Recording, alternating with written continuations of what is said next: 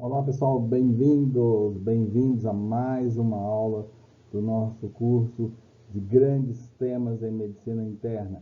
Eu sou o professor Giovanni Amorim e essa é a nossa aula de número 6. Nós vamos trabalhar hoje, nesta aula de número 6, nós vamos trabalhar sobre o tema dor torácica, um tema da maior importância, um tema bastante prevalente.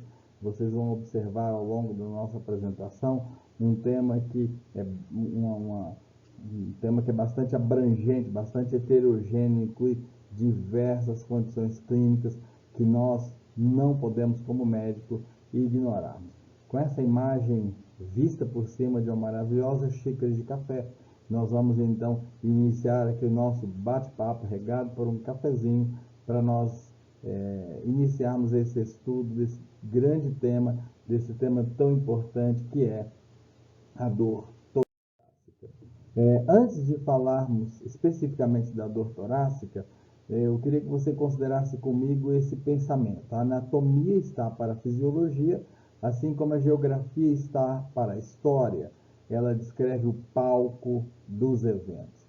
Essa é uma frase muito singela que remonta para a importância capital do conhecimento anatômico, a importância capital de nós conhecermos os reparos, os fundamentos anatômicos daquele segmento, daquela porção do corpo que nós desejamos estudar. Em tórax não é diferente. Então, de forma bem rapidinha, eu quero passar com você sobre alguns highlights muito importantes no que se refere à dor torácica.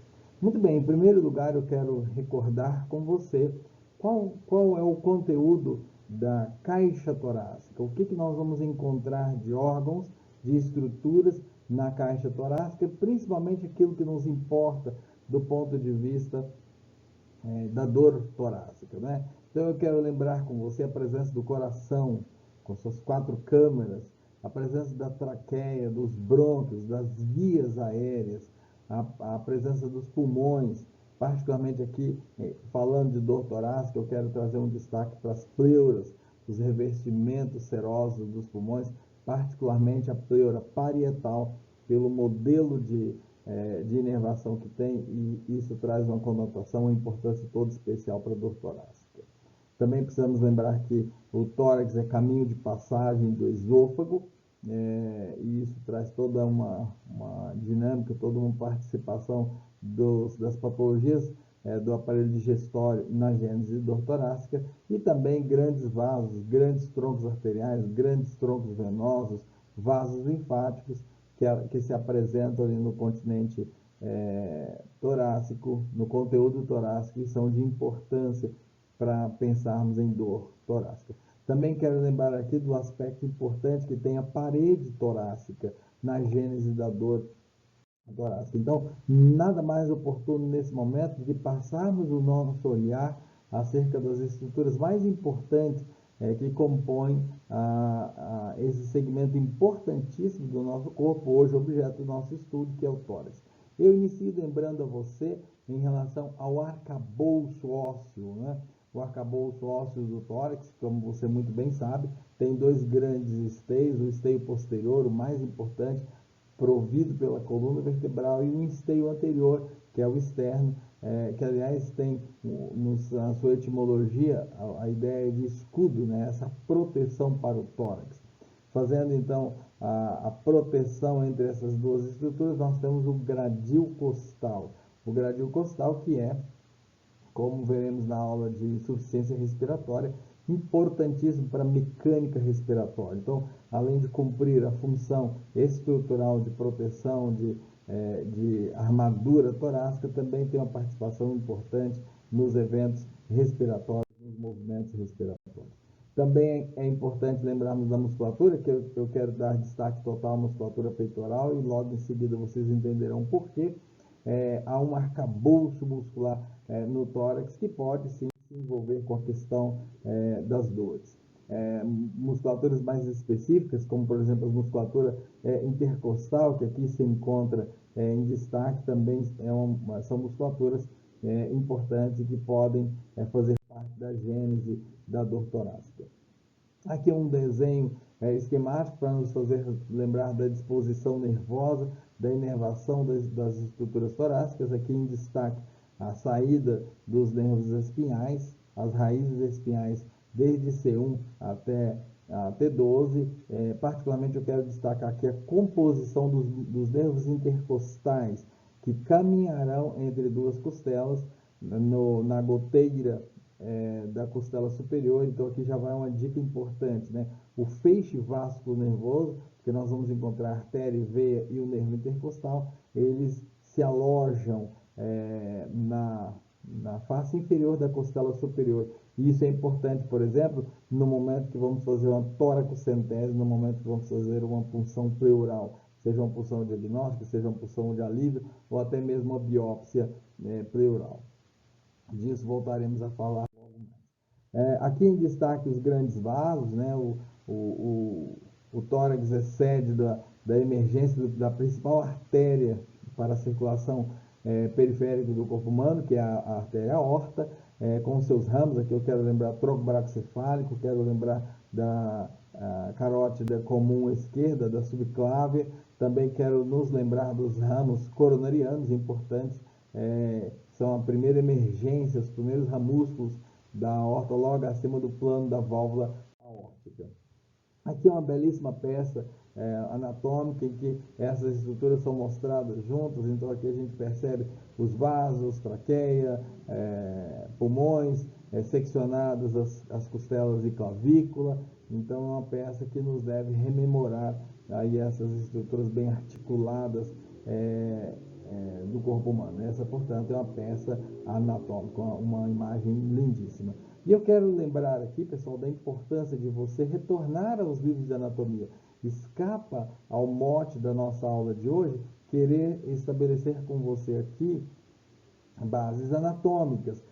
Na verdade, essas transparências todas, ou com estas transparências todas, eu quero só lembrar a você da importância dos princípios anatômicos, dos reparos anatômicos na compreensão da dor torácica. Não dá para nos ocuparmos aqui com a descrição mais pormenorizada, mas eu espero que essas imagens incitem você à busca de uma rememória, né, de relembrar esses princípios dos compêndios de anatomia. Aqui em destaque, às vezes, da mesma forma, elas compõem aí uma participação importante na gênese da dor torácica. Aqui a dinâmica da circulação pulmonar no seu embrincamento com a circulação sistêmica. Essa dinâmica também está relacionada à dor torácica. Muito bem, essa é uma reconstrução de uma tomografia. Aqui nós percebemos as principais imagens, particularmente o arcabouço ósseo, a projeção do coração. Note, por exemplo, a posição do coração topograficamente relacionada aí a boa parte do coração, e isso pode trazer uma confusão, isso pode trazer uma dificuldade de distinção entre a dor decorrente de uma patologia external e a dor decorrente de uma patologia miocárdica. Agora um corte mostrando esquemático, né, mostrando a relação dessas estruturas de um corte transversal. Mais uma tomada aqui mostrando pulmões, grandes vasos, grade costal, musculatura na sua interrelação. E finalmente, pessoal, eu quero trazer aqui uma imagem do coração. Nessa imagem do coração nós vamos perceber em particular a tríplice camada do coração, a camada mais importante, claro, o miocárdio.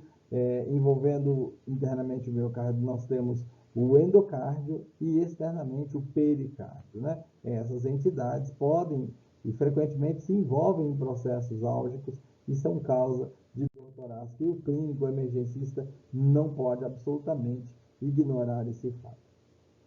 A dor faz parte dos 6 sinais vitais, como está colocado aqui. Então a dor tem essa função de sentinela, essa função de alerta, essa função de mantenedora da vida, como você pode perceber nesta sequência. Um dos organismos mais dedicados ao estudo da dor tem trazido uma conceituação que é muito utilizada, é a conceituação da IASP, Associação Internacional para o Estudo da Dor, a sigla feita em inglês. que conta ou que descreve a dor como uma sensação e experiência emocional desagradável associada à lesão tecidual, real ou potencial, ou descritas nos termos desta lesão. E talvez a gente pudesse fazer uma aproximação a partir desta descrição inespecífica, aplicável para qualquer dor, pensando na dor torácica exatamente. Então, nós temos, ou poderíamos estabelecer que dor torácica é uma sensação e experiência sensorial desagradável, caracterizada como sofrimento, apontada como relacionado ao segmento torácico, associado à lesão tecidual, real ou potencial, ou descritas nos termos dessa lesão. Né? Então, talvez esse seja um conceito que nos faça aproximar um pouco mais da realidade que é a dor torácica.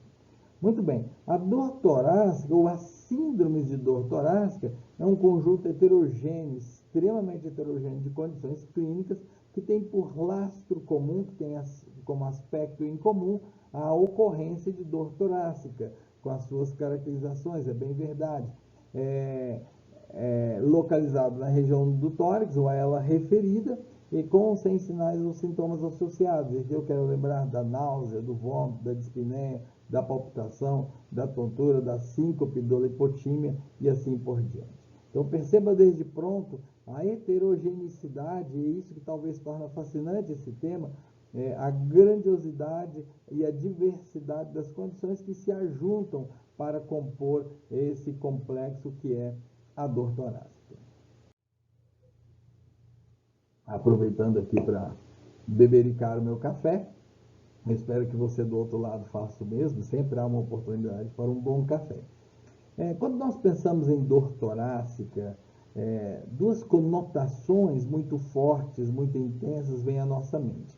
A primeira é a relação da dor com a possibilidade de um evento fatal. Todos nós conhecemos uma experiência, sabemos de algum caso de alguém que depois de apresentar uma dor torácica intensa, abrupta muitas vezes, lancinante na maior parte das vezes, evolui para a morte súbita. Então, há uma linkagem no imaginário popular e no imaginário médico desta relação. Então, há um sofrimento embutido, há um sofrimento inerente no profissional médico quando atende uma dor torácica, e curiosamente esse imaginário replica na experiência do paciente, que também acaba envolvendo o seu quadro álgico torácico com esse imaginário de fatalidade, com esse imaginário de condição que vá evoluir de forma desagradável, de forma indesejável.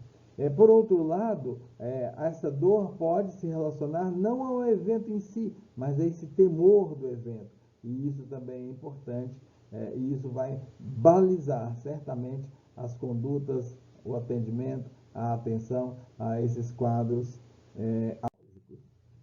Muito bem. Em relação à temporaneidade, em relação à dimensão tempo, nós podemos pensar na dor de modo geral e na dor torácica em particular como aguda, aquela dor inédita, normalmente relacionada a uma lesão tecidual, a uma injúria, um dano tecidual conhecido, e a dor crônica, aquela dor que, utilizando de um conceito artificial, é aquela dor que se estende por mais de 3 meses, e é uma dor que muitas vezes é contínua, é intermitente, muitas vezes sem patologia demonstrável, sem dano tecidual demonstrável, ou até com histórico passado desse dano, e muitas vezes a dor que não responde aos tratamentos habituais, que, pelo contrário, são bastante efetivos na dor. Muito bem, a dor torácica se constitui, então, por esses condicionais todos, em um grande desafio médico, né? O médico, ao atender um paciente com dor torácica, ele tem a grande missão de distinguir exatamente: eu estou diante de uma condição mais simples, que, com todo respeito, na melhor acepção da palavra, eu vou chamar de banal. Eu estou com uma condição banal, ou eu estou aqui com uma condição potencialmente grave e que pode sim evoluir a qualquer momento com um dano fatal, uma evolução desagradável para o meu paciente. Eu não posso colocar todas as dores no primeiro contexto, nem no segundo. Eu não posso sair atirando a esmo e pedindo tudo quanto é exame para todos os pacientes, nem muito menos banalizando e dizendo isso não é nada, e deixando, portanto, de fazer um diagnóstico de uma condição clínica importante do ponto de vista da sua evolução. 5 a 10% das consultas em serviços de emergência terão como evento ali associado a questão da dor torácica. E aqui é um paradoxo que eu já quero estabelecer com vocês. Na maior parte dos casos, a dor torácica está associada a condições de baixíssimo risco. E, por outro lado, uma minoria dos casos, ela está associada a uma taxa elevadíssima, uma possibilidade elevadíssima de uma evolução desagradável, uma condição de alto risco, inclusive de risco letal. Então, há esse paradoxo que caminha, que se faz presente na cabeça de qualquer emergencista, na cabeça de qualquer profissional da saúde que está afeito ao atendimento de emergências, ao atendimento em sistemas de emergências.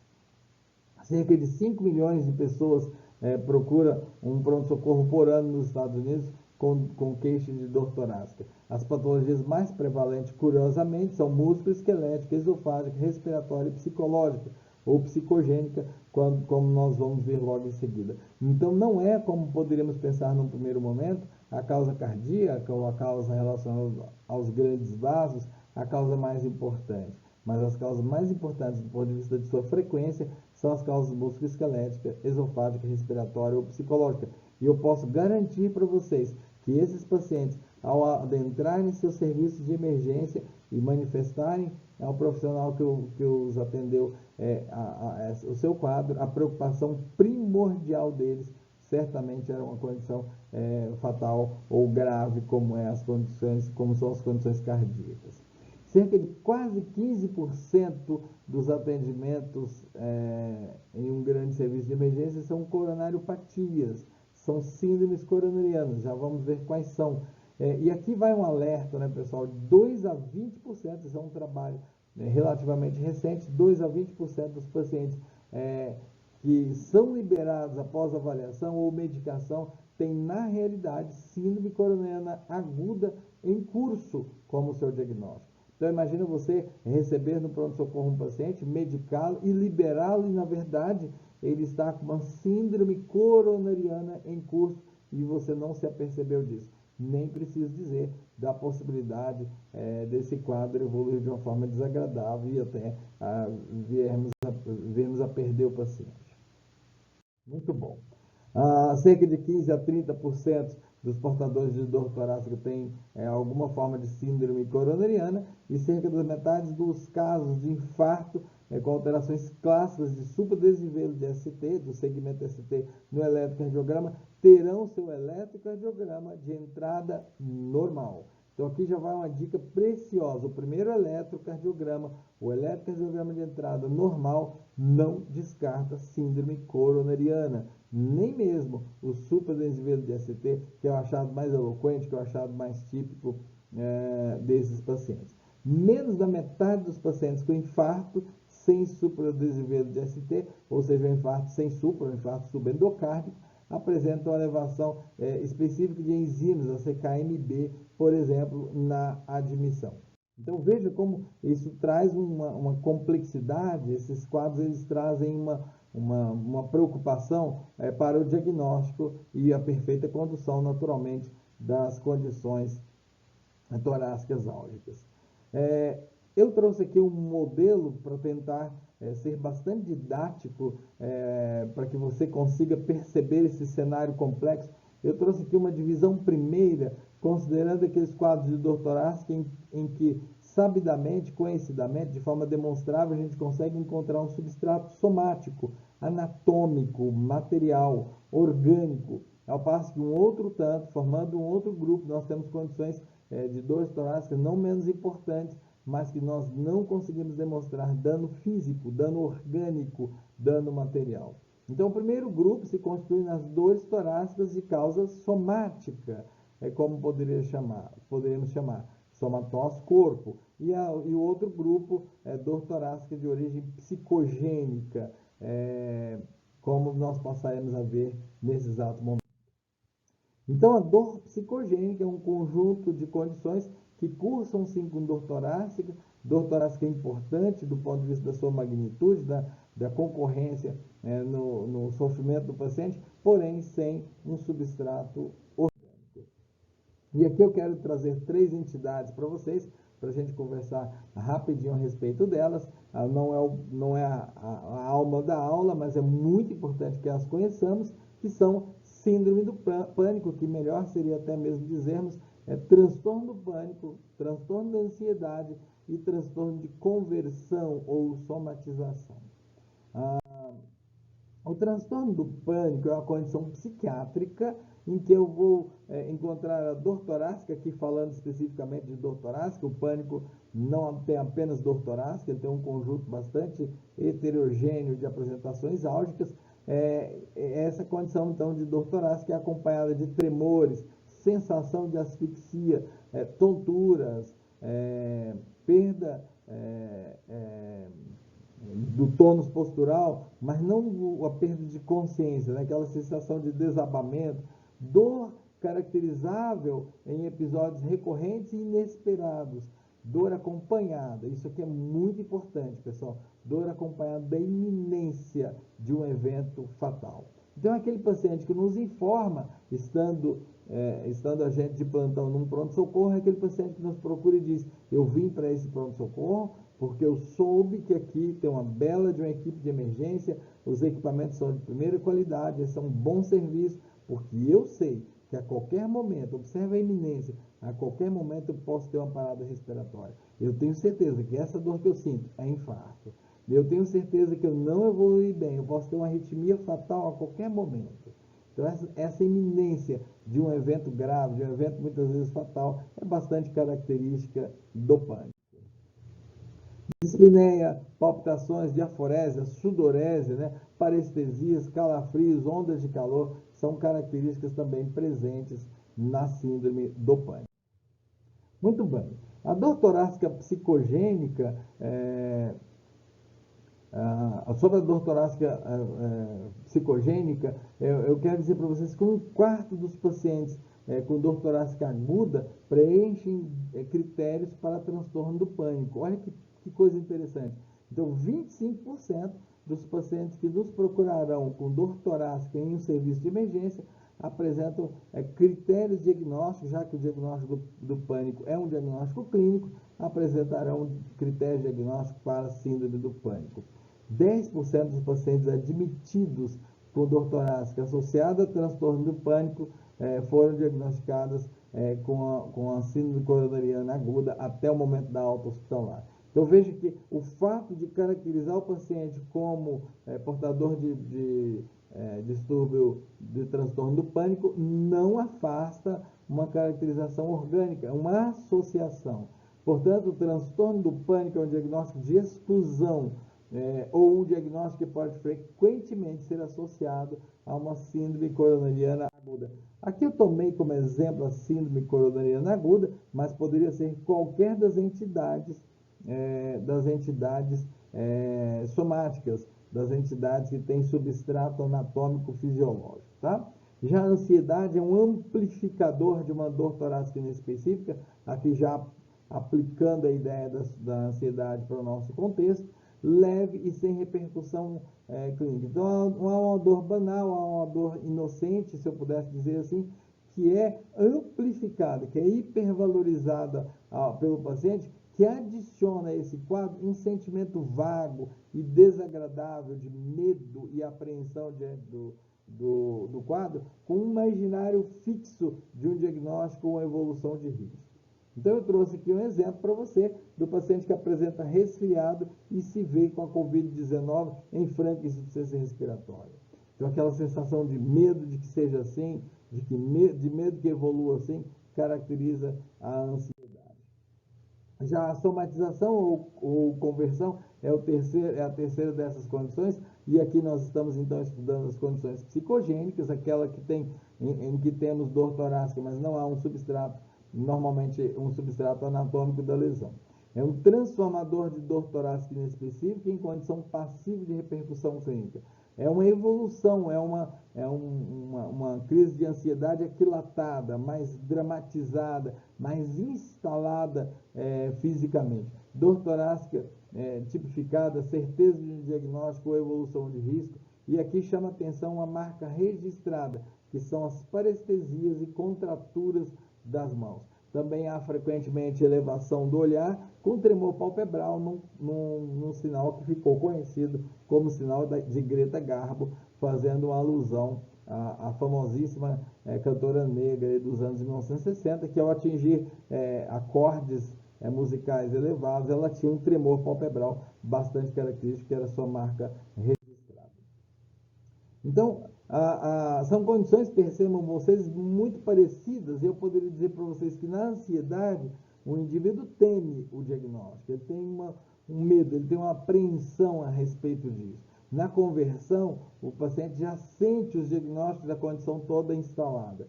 E no pânico não há substrato orgânico, não há um quadro inicial que o paciente apresenta, mas sim a certeza de uma evolução mórbida a partir de sintomas que o indivíduo sente sem apresentar nada organicamente falando, e a iminente e fixa ideia da pior evolução possível. Muito bem. O outro cômputo, o outro quadro de dor torácica são as dores torácicas somáticas. Nessas, vamos então encontrar um substrato anatômico. Nós vamos encontrar uma alteração tecidual orgânica que explica o quadro. Muito bem. De uma forma didática, absolutamente para isso, eu quero trazer para vocês aqui essa divisão dessas condições torácicas somáticas em 4 subcondições. O primeiro grupo de condições são as condições ameaçadoras da vida. O segundo grupo de condições são as condições cardíacas. E aqui já vou mostrar para vocês uma imperfeição da nossa divisão, mas ainda assim vale o resgate pedagógico, que nas condições ameaçadoras da vida nós vamos também ter condições cardíacas, condições pulmonares e outras condições torácicas. No entanto, essa classificação à parte serve de uma forma didática para nos chamar a atenção. Então, ela não delimita a participação de um ou de outro órgão ou sistema, mas ela chama a atenção pela possibilidade de ser uma condição que coloque a vida do paciente em iminente risco. Muito bem. As condições ameaçadoras da vida são 6, que temos trazido aqui para fazer uma listagem com você. A primeira são as síndromes aórticas. Perceba o plural, síndromes aórticas. A segunda condição, síndromes coronarianas agudas. Terceira condição, tromboembolismo pulmonar. Quarta condição, tamponamento cardíaco. Quinta condição, por sua vez, pneumotórax hipertensivo. E a sexta condição, ruptura do esôfago. Muito bem.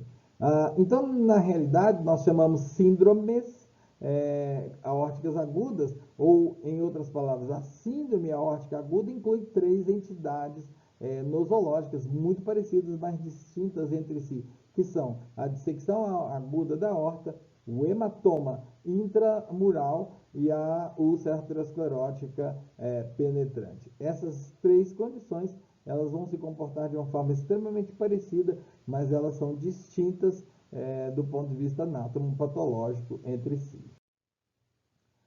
Como lastro comum, como marca em comum, essas condições terão ruptura e descontinuidade das camadas íntima e ou média da aorta.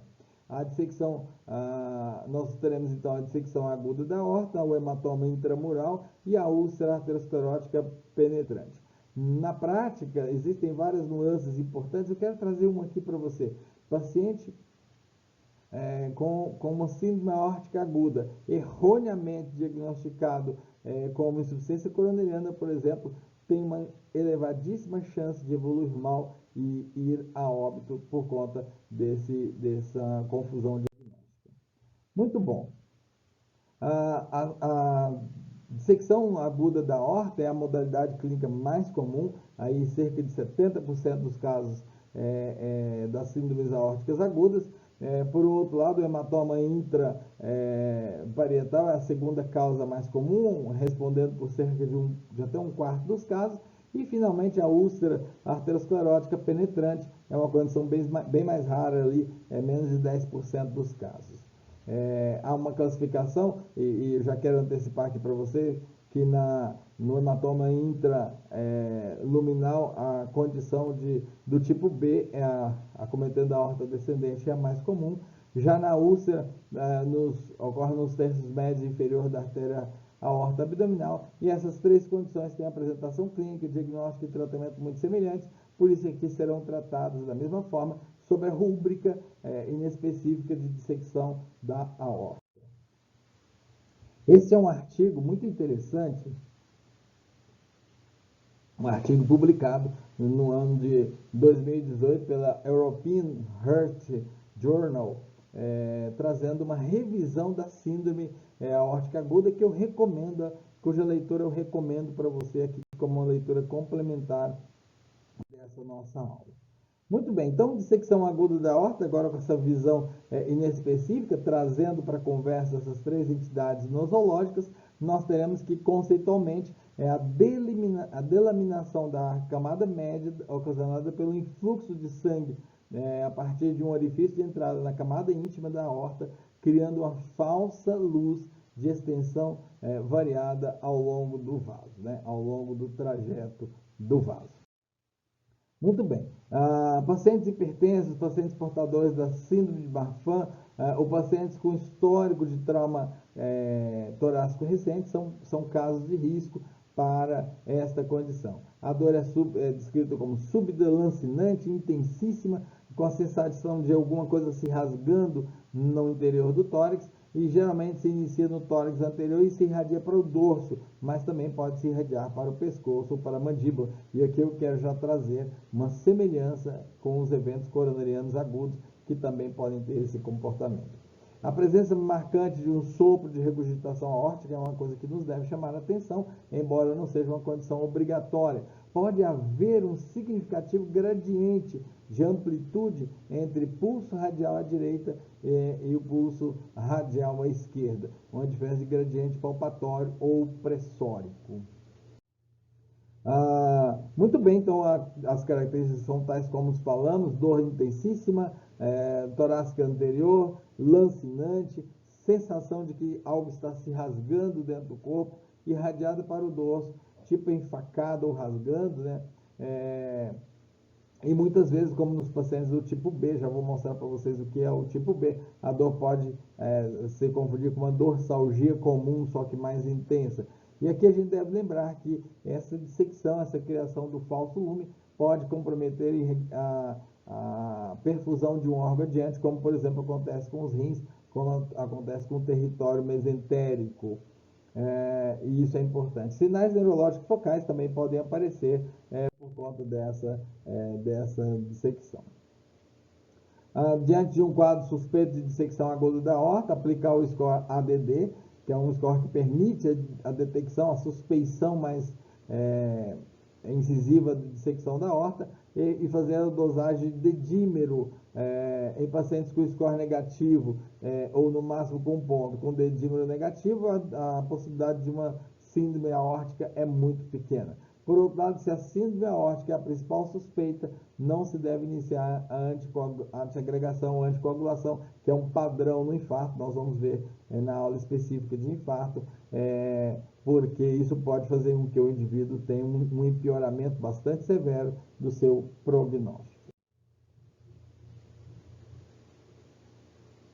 Aqui é um modelo esquemático, um desenho mostrando a concorrência dessa dissecção com esse espaço luminal falso, que vai, por sua vez, levar ou tender a levar à obliteração do espaço luminal verdadeiro.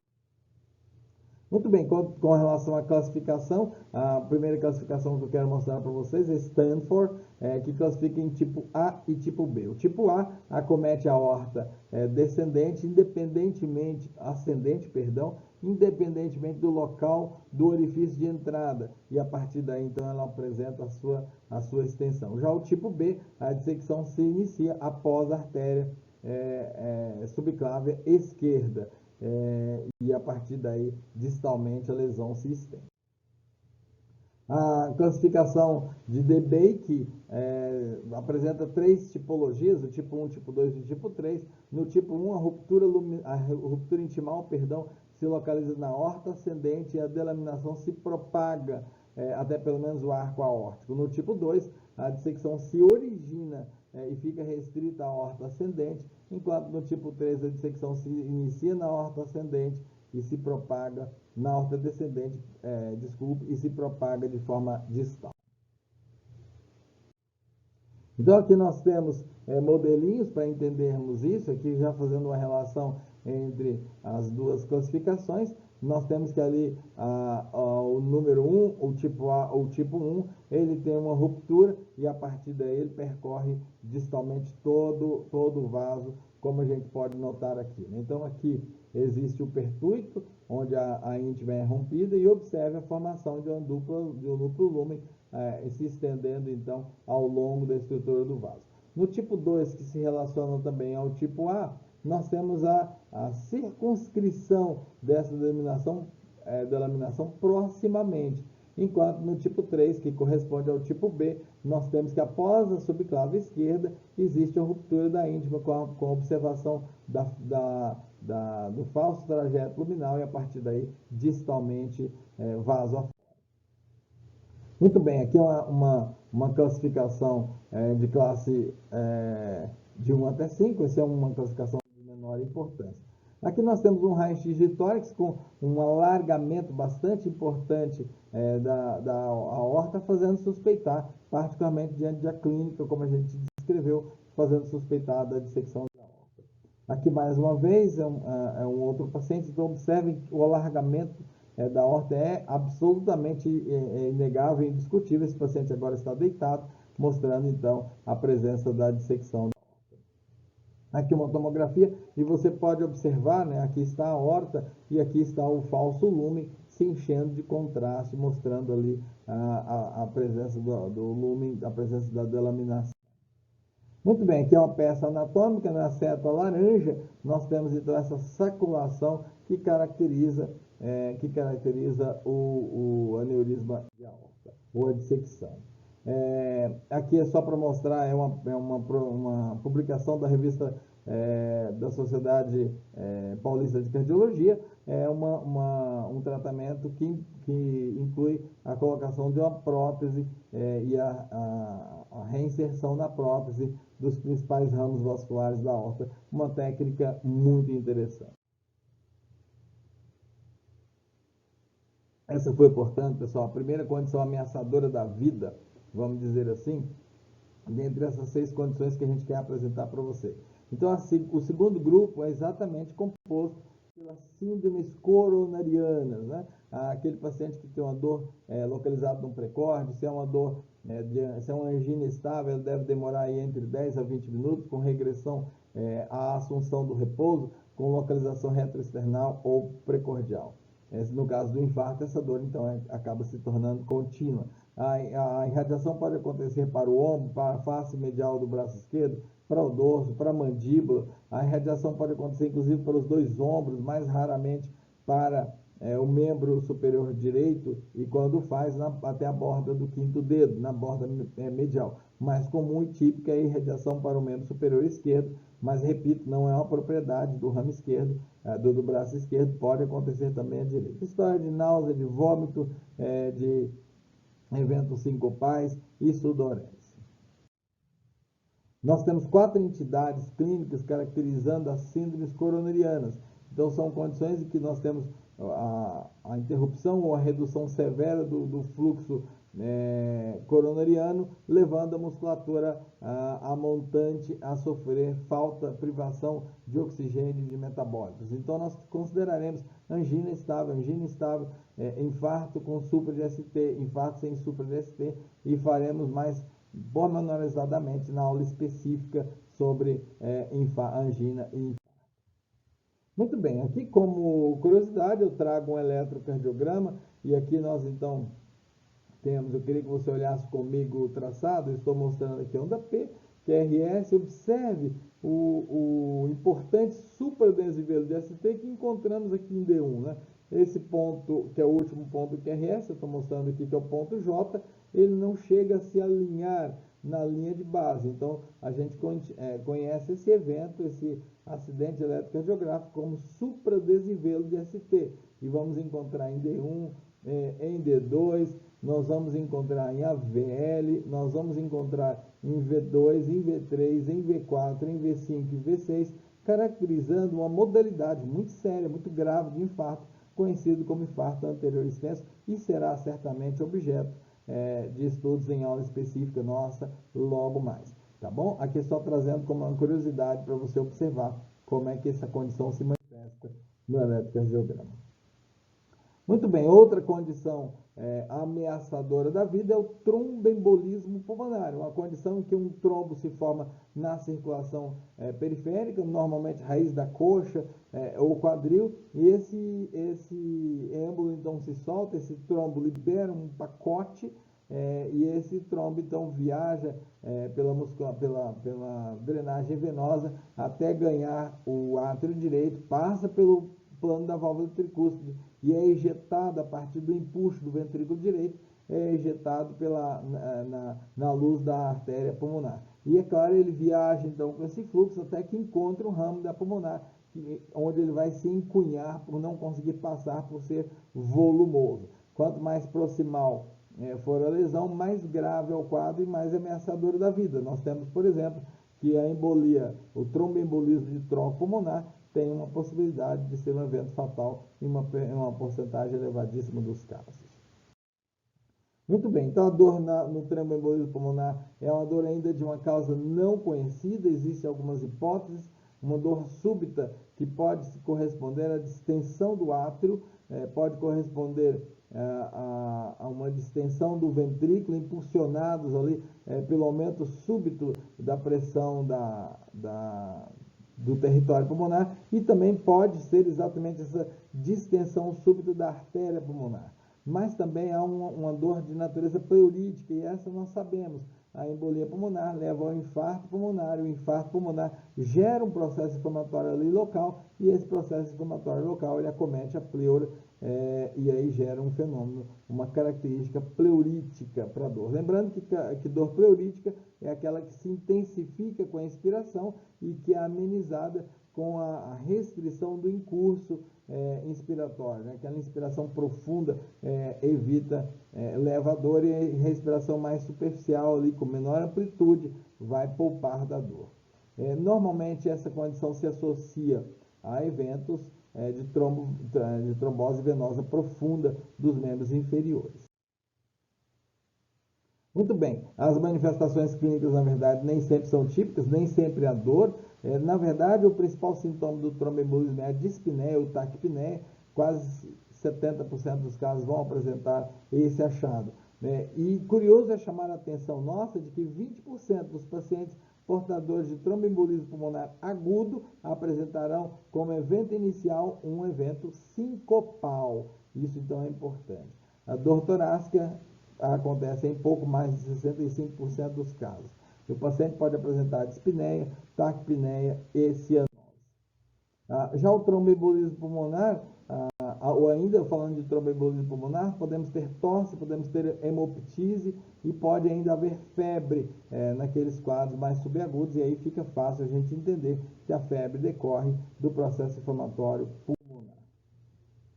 Os fatores de risco para um evento tromboembólico pulmonar: cirurgia recente, trauma, imobilidade prolongada, e aqui eu quero destacar duas: a imobilidade prolongada do paciente num pós-operatório, principalmente num pós-operatório de grande porte. Então, todos nós conhecemos um caso de um paciente que, ao se levantar num pós-operatório, muitas vezes até ao receber a alta, ele libera então aquele trombo que se formou na raiz da coxa, aquele trombo que se formou no quadril, e então ele solta esse trombo para a circulação sistêmica, e aí ele vai, para retorno sistêmico, e aí ele vai ter um evento de tromboembolismo pulmonar.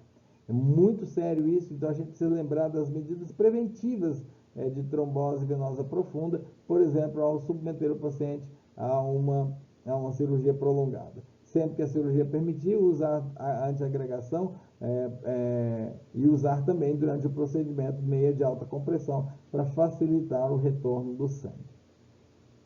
O histórico de trauma, o histórico de imobilidade prolongada, então, como falei, as entidades oncológicas, o uso de anticoncepcionais, principalmente os estrogênicos, tabagismo, e é curioso que o tabagismo aumenta o risco de tromboembolismo por anticoncepcional oral, trombofilias e história de embolia pulmonar prévia é um fator de risco por um novo evento ou história de trombose venosa profunda.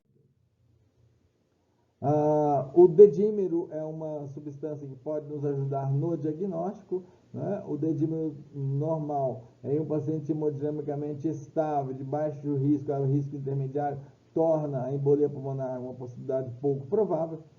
Já os peptídeos, os peptídeos natriuréticos, assim como a troponina cardíaca positivos, eles vão associar à embolia pulmonar um quadro de insuficiência ventricular e, claro, faz com que o prognóstico seja mais reservado. No tromboembolismo pulmonar, os achados eletrocardiográficos, como vamos descrever agora, são inespecíficos, sendo que o achado eletrocardiográfico mais comum, isso é questão de prova de residência, inclusive, é taquicardia sinusal. O famoso S1Q3T3, que já veremos em seguida, não é patognomônico, nem tem alta especificidade, infelizmente, com o embolismo pulmonar. As radiografias de tórax são normais, mas em casos raros, no caso de uma lesão pulmonar mais extensa, a gente pode encontrar uma hipotransparência na forma de cunha, com a base voltada para a parede pulmonar. A angiotomografia é o exame de escolha para fazer o diagnóstico, ou angiografia clássica, né, que era o exame mais utilizado antes do advento da angiotomografia. Quero aproveitar para comentar alguns sinais eletrocardiográficos. Lembrando, então, que o tromboembolismo pulmonar não tem achado eletrocardiográfico característico, mas algumas alterações são interessantes da gente fazer menção. Taquicardia sinusal, como nós vimos, a taquicardia é o sinal achado eletrocardiográfico mais importante, mais frequente. Bloqueio completo do ramo direito, padrão strain para o ventrículo direito, que é uma alteração do segmento ST, desvio do eixo para a direita, R amplo em V1, aumento da amplitude da onda P, padrão S1Q3T3, vamos mostrar o que seja isso, padrão do tipo RS grandes, amplos, na derivação V6, e taquiarritmias supraventriculares, como por exemplo fibrilação atrial, flutter atrial, a própria taquicardia atrial. 50% dos casos de tromboembolismo pulmonar vai apresentar algum tipo de alteração do segmento ST, podendo ser supra ou infra desnível. Muito bem, aqui nesse primeiro eletrocardiograma eu quero rapidamente chamar a sua atenção para esse padrão, um QRS alargado, um QRS com duração aumentada. Você perceba que tem 160 milissegundos de duração, quando normal é até 120, e aqui nós temos um R amplo com entalhe. Já em V2 nós observamos a famosa complexo QRS em M, onde nós temos onda R, S e R', característica de bloqueio de ramo direito. Então, o bloqueio de ramo direito, que eu volto a dizer, não é específico do tromboembolismo pulmonar, é um achado que pode ser encontrado aí nesses pacientes. Já nesse eletrocardiograma aqui, nós temos a alteração que ficou conhecida como clássica, quase que com uma pegada patognomônica, que é o achado de S1, ou seja, onda S na derivação D1, Q na derivação D3, com inversão de onda T na derivação D3. Esse padrão ficou conhecido pelo acróstico S1Q3T3. S1Q3T3, que foi por muito tempo considerado patognomônico de alta especificidade para tromboembolismo, hoje não é mais.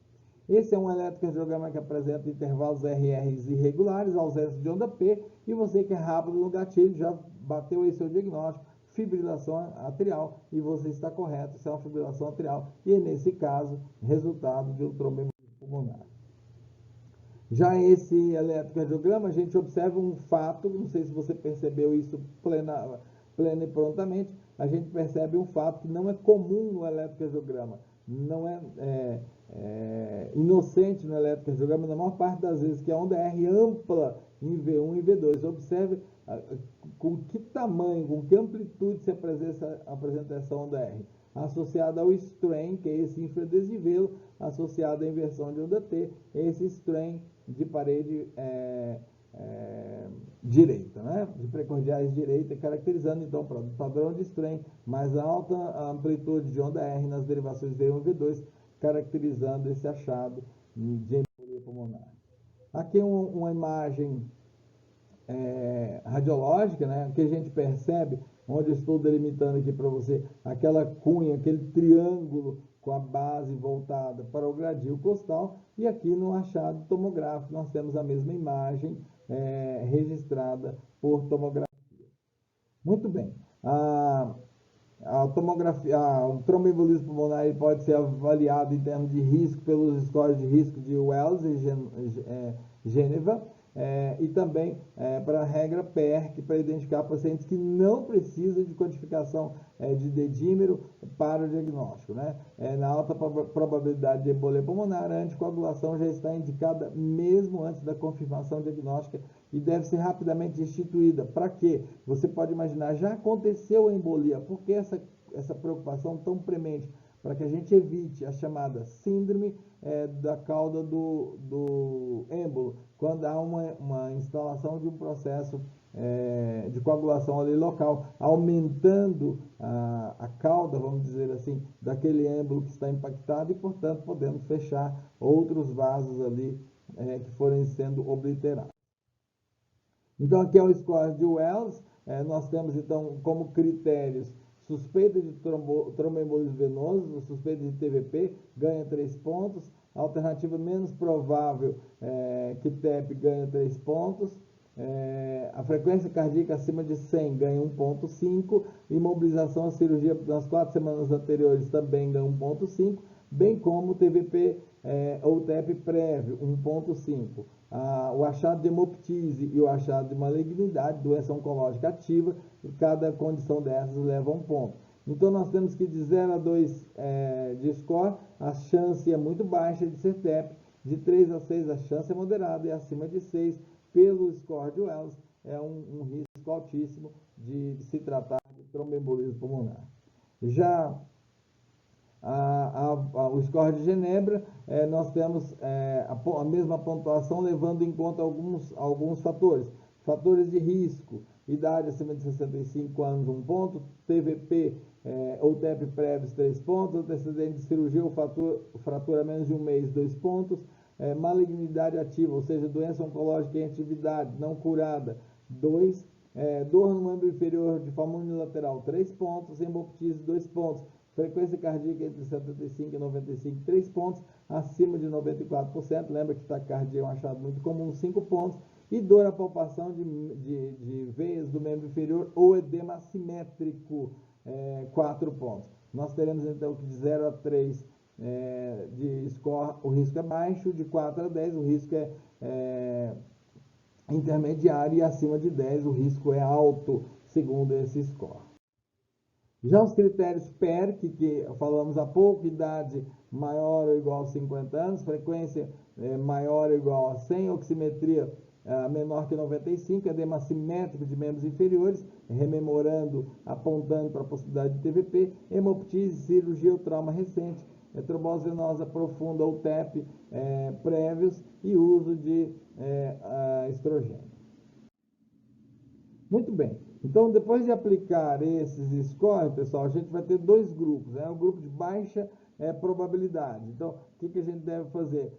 Dosar dedímero, ajustado pela idade. Lembrando que acima de 50 anos a gente multiplica a idade por 10 para criar um cutoff para o dedímero. Se negativo, exclui a possibilidade de tromboembolismo pulmonar. Se positivo, a gente deve acorrer a um exame de imagem, que deve ser, idealmente, uma angiotomografia.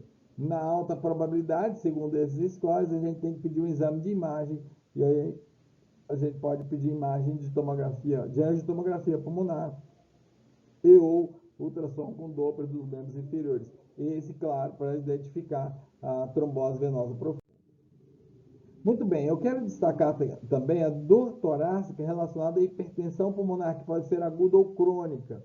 A gente sabe que a hipertensão pulmonar faz um desequilíbrio entre demanda e oferta de O2, e não se conhece bem a etiologia da dor torácica por hipertensão pulmonar, nem aguda nem crônica. possivelmente envolva, particularmente na fase aguda, na dor aguda, a distensão da raiz da artéria pulmonar. Mas também a gente tem, particularmente na hipertensão crônica, a gente tem a compressão coronariana por uma artéria pulmonar aumentada e enrijecida. Isso é importante de considerar. Muito bem, caminhando nessas condições de situações ameaçadoras à vida, nós temos agora o tamponamento cardíaco.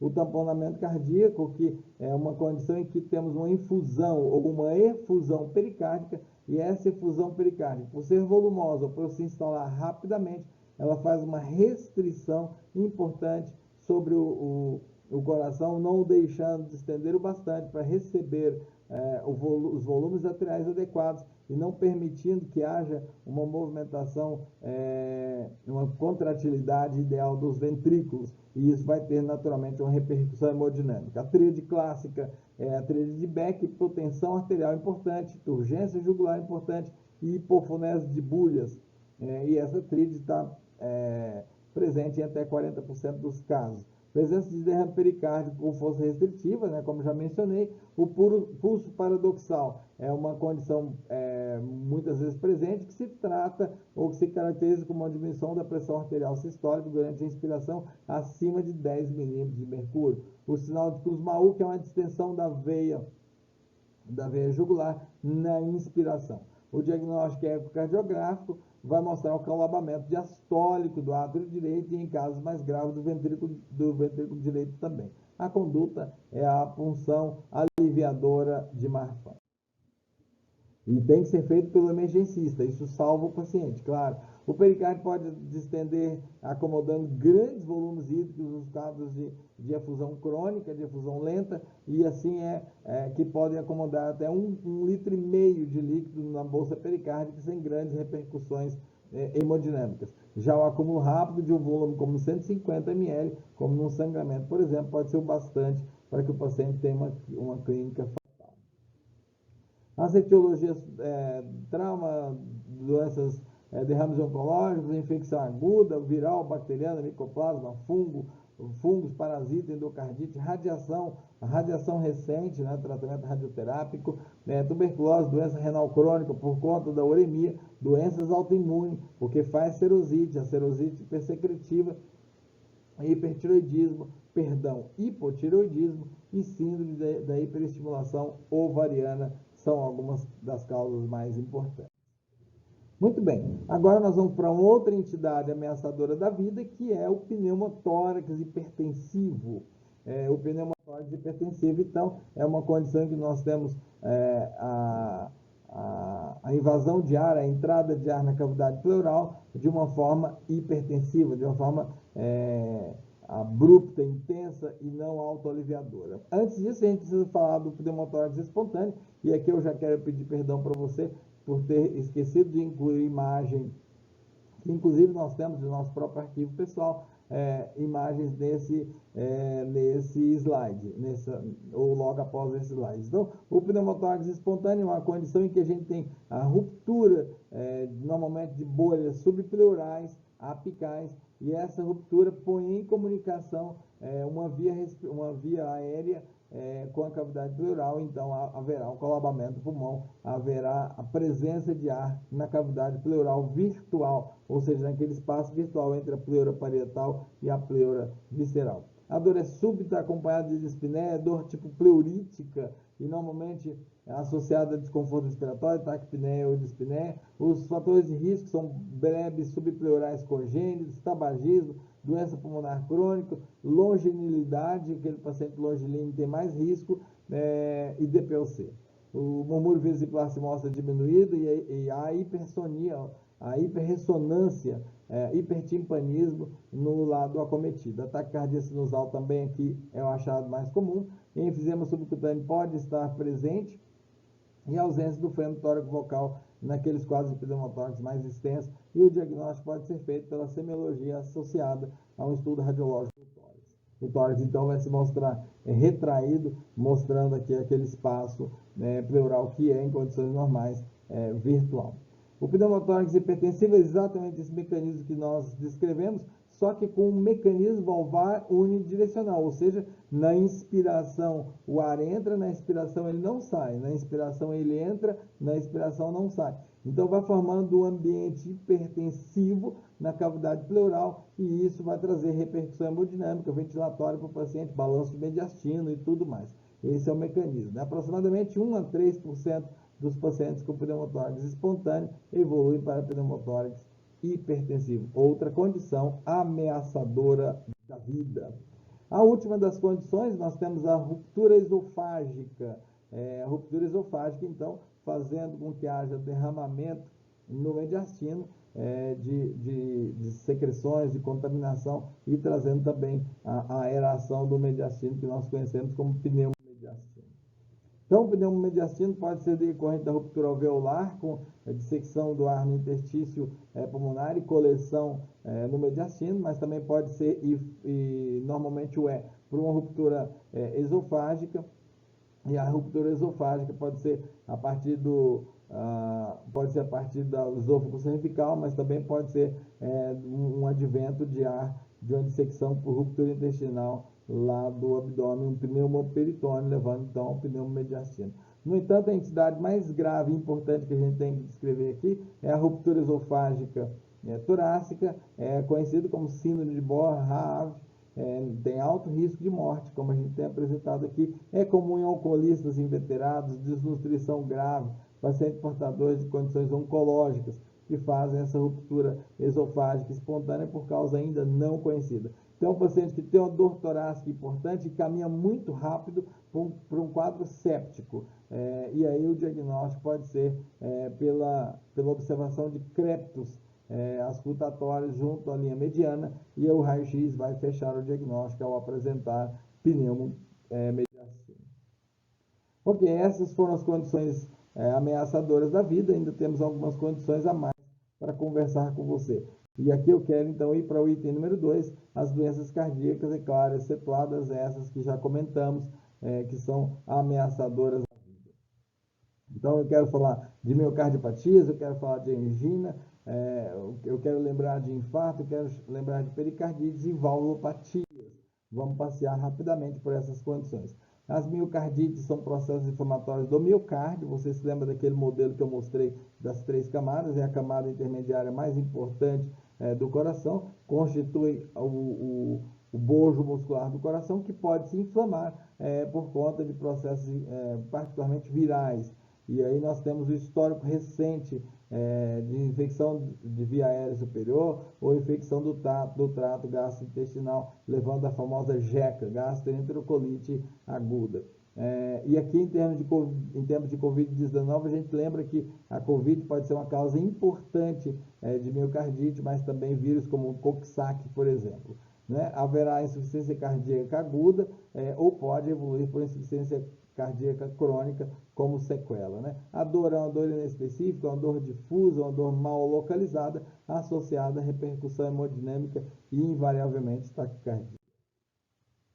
Muito bem, o segundo grupo dessas condições, eu quero lembrar de algumas cardiomiopatias, a cardiomiopatia de Takotsubo, ou síndrome do coração partido, uma cardiopatia induzida pelo estresse, em que o coração, particularmente o ventrículo, tem uma alteração estrutural, também conhecida por isso como síndrome do balonamento apical, ou atordoamento miocárdico neurogênico. Uma disfunção transitória da contração apical dos segmentos médios do ventrículo esquerdo simula clinicamente infarto e, naturalmente, não tem lesão coronariana obstrutiva. Os critérios diagnósticos: disfunção segmentar transitória sem correlação com o território coronariano, ausência de lesão coronariana geograficamente tipificada, presença de novas alterações do eletro ou discretas elevações de troponina e ausência de feocromocitoma ou miocardite. Ok, ainda falando de cardiomiopatias, eu quero lembrar a vocês da cardiomiopatia hipertrófica. É uma doença miocárdica primária que se caracteriza pela presença de hipertrofia ventricular, acometendo mais comumente o ventrículo esquerdo. A dor é uma dor tipo anginosa, a dor é agravada paradoxalmente pelo nitrato sublingual, que reduz a pré-carga e aumenta o gradiente aórtico, dispneia, síncope pós-esforço e suprassistólico de ponta e hipertrofia ventricular, inclusive com sinais observáveis no eletrocardiograma, na ausência de hipertensão arterial, doença valvar aórtica e doença de via de saída, essa é uma doença de via de saída e doença por obstrução coronariana. Então dará um quadro álgico cardíaco. Aqui estão os principais modelos que a gente vai encontrar nesta condição. Muito bem, caminhando ainda nesse desfile de condições, nós temos a pericardite, que é a inflamação do envoltório seroso do coração, que é o pericárdio. Também aqui nós vamos ter um antecedente muito comum de estado gripal, mialgia, febre baixa, e eu quero destacar aqui o momento puerperal da pericardite. É bastante comum o acontecimento em período puerperal. Dor em pontada paraesternal que piora a inspiração profunda, simulando dor pleurítica. Pode irradiar para a borda do trapézio. A dor melhora com a posição sentada ou inclinada para a frente, posição que é conhecida como posição de prece maometana, e piora com o decúbito horizontal. É interessante a gente dizer que a dor, então, piora com a inspiração, e também dizer que se associa com dispneia, com febre, com taquicardia, inclusive a taquicardia desproporcional à temperatura corporal, e o grande achado auscultatório é o atrito pericárdico, que se localiza mais especialmente na borda esternal inferior esquerda e que piora com a inclinação anterior do tronco do paciente. Então, esses aspectos, eles permitem o diagnóstico, o quadro clínico, o achado de atrito, as alterações eletrocardiográficas típicas, mas não patognomônicas, e a visualização ecocardiográfica de derrame pericárdico, que normalmente está presente e normalmente é laminado.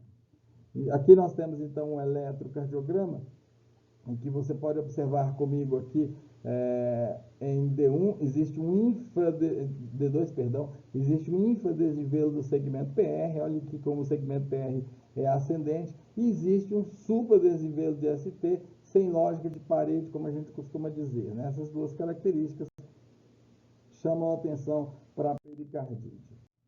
Muito bem. As causas são bastante variadas, como a gente está listando aqui. É importante a gente lembrar-se delas, né?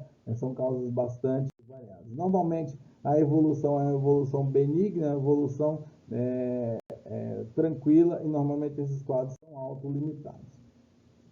Muito bem, ainda dentro das condições cardíacas, nós vamos lembrar de duas entidades: a dor torácica decorrente de valvulopatias, a dor pelo prolapso de válvula mitral e a dor da estenose aórtica.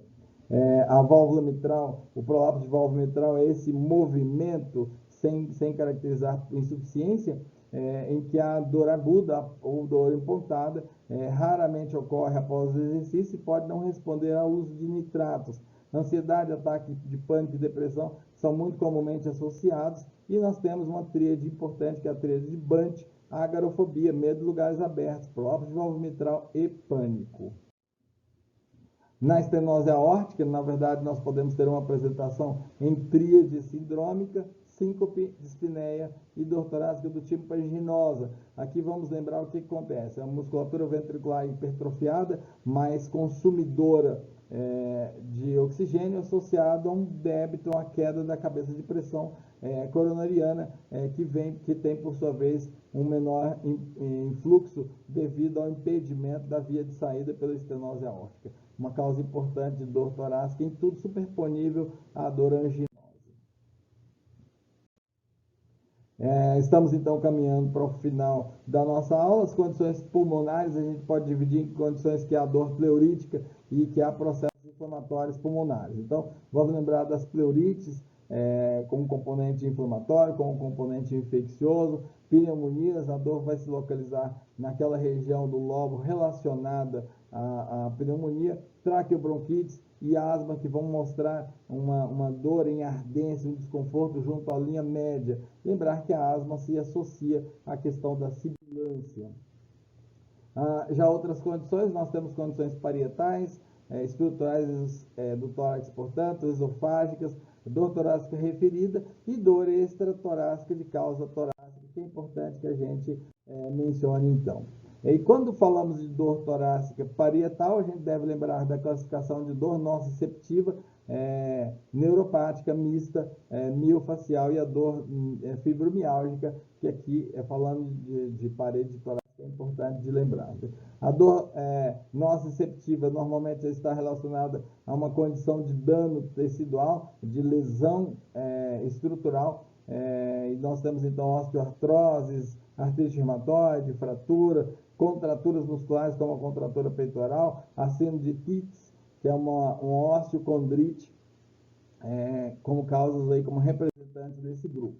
Já a dor neuropática é a condição em que nós temos uma lesão ou disfunção de sistema nervoso central, periférico ou central, e aí características como queimação, agulhadas, parestesias, uma distribuição da dor relacionada à anatomia do sistema nervoso central acometido, e uma condição que pode ter como fatores predisponentes diabetes e quimioterapia, por exemplo.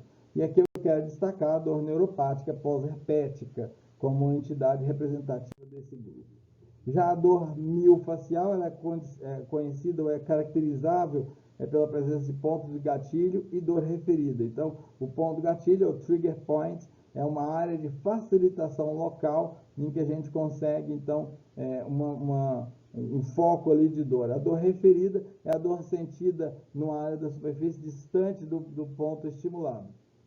Então, a gente vai ter na dor miofacial esses dois componentes.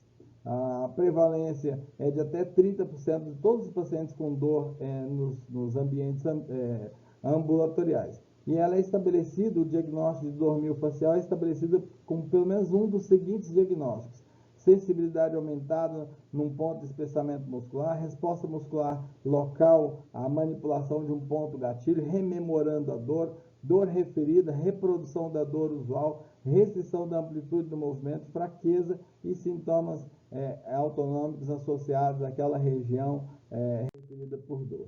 E aqui nós temos então algumas representações torácicas de ponto em gatilho e o ponto onde a dor se mostrará como referida.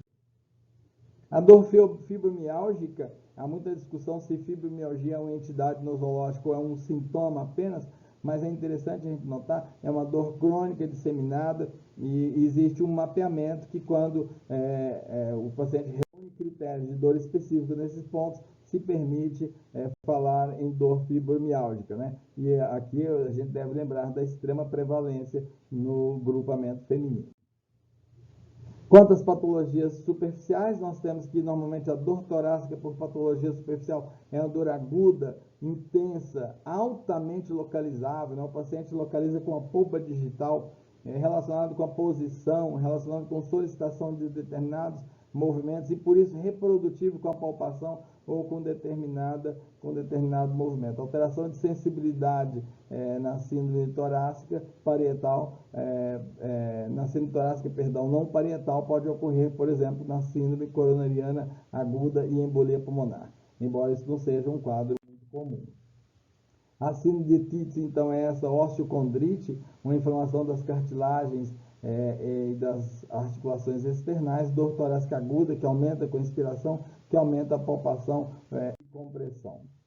O herpes zoster é uma outra entidade extremamente importante, que pode acontecer em qualquer dermatomo pelo corpo, inclusive nos dermatomos torácicos, e ele tem um conjunto de manifestações, desde manifestações iniciais de alteração de sensibilidade, hiperemia, formação de vesículas, crostas, mas pode também ter um aparecimento de herpes zoster sem a lesão, e a gente chama isso de zoster sine-herpete. Muito bem, há uma distinção aqui, há uma lembrança do que o segmento torácico pode apresentar herpes zoster. Aqui eu só quero lembrar a apresentação da varicela, que é a lesão inicial. O vírus então vai ficar albergado num gânglio e depois vai se manifestar de forma específica, causando herpes zoster. Aqui é uma manifestação de um herpes zoster na transição do segmento torácico abdominal, já no dorso. Aqui mais um exemplo, na nossa direita, um típico exemplo de um herpes zoster torácico. Mais uma vez, mais uma apresentação de herpes torácico. Então, quando a gente fala de herpes torácico, ele lembra para nós a importância de examinar a área que o paciente se queixa de dor, né? Esse exame fecha prontamente o diagnóstico. Lembrar, esse é um paciente de coleção particular não, uma imagem de coleção particular nossa, lembrar que pode acometer a porção V1 do trigêmeo, por exemplo, levando essa imagem, ou todas as porções do trigêmeo, levando ao acometimento mais severo. Lembrar que o acometimento da ponta do nariz, só como curiosidade aqui nessa aula, constitui o sinal de Huntington, e esse sinal de Huntington ele tem uma correlação com o acometimento simultâneo da córnea. Cabe diagnóstico diferencial naturalmente, aqui está para vocês os principais diagnósticos diferenciais. Também falando ainda de parede muscular, eu quero lembrar das lesões de peitoral maior, aqui as lesões de arrancamento total ou parcial relacionada à atividade física, uma solicitação de exercício, aí, particularmente ao exercício de supino, e também como fator de risco o uso de substâncias anabolizantes. Dor e estalido na região do braço, na execução de exercício supino, seguido de edema e equimose na região do músculo peitoral e raiz do braço, ou face interna, faz lembrar essa condição. Uma condição que na maior parte das vezes é cirúrgica. A inflamação do peitoral maior é uma outra condição também, muitas vezes de causa idiopática, que é causa de dor torácica. Neuralgia intercostal normalmente acontece, como comentamos no início da aula, secundária à manifestação, ou a procedimento, perdão, como numa punção torácica. Fratura costal tem como marca registrada o crepito, a palpação, né? E aqui a gente deve lembrar, paciente com mieloma, paciente com osteoporose avançada como fatores de risco para essa condição. A discopatia cérvico-dorsal, a presença de hernia de disco, de patologias discais, e aqui a grande marca registrada será a dor, a movimentação, a rotação cervical, a movimentação torácica. As condições dispépticas também podem ser causa de dor torácica, a gente lembra aqui da síndrome dispéptica, do refluxo, do espasmo esofegiano, da síndrome de Mallory-Weiss, aquela condição de lesão aguda de mucosa secundária, hiperêmese ou hiperemese repetida. Muito bem lembrar ainda que nós temos situações em que temos dor extratorácica por causa torácica e o contrário também. Esse slide ele serve exatamente para rememorar. Veja, por exemplo, a posição da dor cardíaca se localizando no alto do dorso, por exemplo, ou se localizando até a borda ulnar da mão esquerda, como a gente manifestou. Aqui é então uma sinopse de todas essas condições. Esse é o recadinho que a gente quis trazer para você hoje, desse importante tema que é a dor torácica. Não dá, claro, para a gente estabelecer tratamento ou proposta terapêutica para essas condições, ficaria uma aula extremamente alongada, e a proposta da aula é o reconhecimento das síndromes, mas eu devo lembrar para vocês do acróstico MOVE, que deve ser prontamente estabelecido em todo paciente com dor torácica aguda, que é a monitorização cardíaca, o acesso de um aporte de oxigênio, particularmente se a saturação estiver baixa, e um acesso venoso periférico para garantir uma via venosa para esses pacientes. De forma, pessoal, que esse foi o recadinho de hoje, essa foi a nossa aula de dor torácica. Eu espero que tenha feito sentido para você, e eu espero que caminhemos juntos nessa jornada aí de estudarmos os grandes temas da medicina interna. Até logo, pessoal!